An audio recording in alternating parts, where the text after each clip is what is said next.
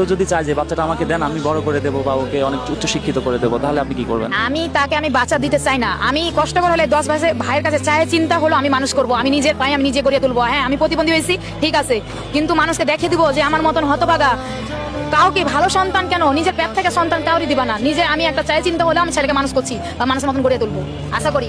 অনেকের তো মানে বাচ্চার দরকার, মাশাল্লাহ আপনার বেবিটা মাশাল্লাহ অনেক সুন্দর, তো আপনি দেখে ওকে অনেক যত্নেও রাখেন, তো আপনাকে যদি অনেক টাকা দেওয়া হয়, মানে 2-3 লক্ষ টাকা দিলে? আমি 2 লক্ষ 3 লক্ষ টাকার আমার প্রয়োজন নাই। আমার সন্তান আগে, সন্তান ছাড়া আমার কিছু নাই। আমি সন্তানের জন্য জীবন দিতে রাজি, বাপ মায়ের সাথে জীবন দিতে রাজি, সন্তানের সাথে জীবন দিতে রাজি। গরিবের ঘরে রাজপুত্র, ব্যাপারটি ঠিক সেরকমই।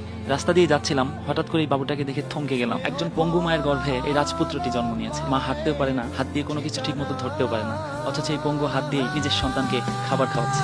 এলোমেলো চুল যত্ন নিয়ে সরিয়ে, চুমু দিয়ে খুব চেপে বুকে জড়িয়ে, আঙুলে আঙুল ধরে রেখে জানাতে বিদায়।